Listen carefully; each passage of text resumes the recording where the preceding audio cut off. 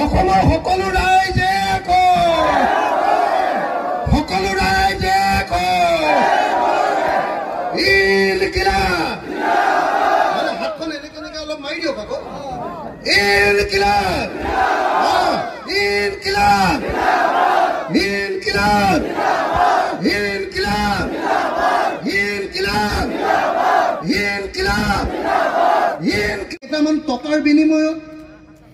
তোমালোকে কেইটামান ৰাস্তাৰ বিনিময়ত তোমালোকে কেইটামান অংগনবাদী ঘৰৰ ঠিকাৰ বিনিময়ত তোমালোকে জাতিটো কেনেকুৱা বিশ্বাসঘাতকতা কিয় কৰিছা এইবিলাক বিধায়ক গাদ্দাৰ হয় নে নহয় হয়নে নহয় হয়নে নহয় স্পষ্টকৈ আপোনালোকক ক'বলৈ আহিছোঁ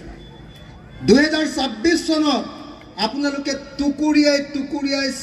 চাই 2 নম্বৰী গীতাক লাভ দিব লাগিব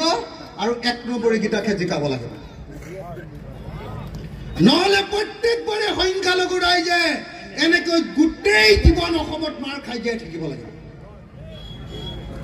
হয়নে নহয় হয়নে নহয় হয়নে নহয় হয়নে নহয়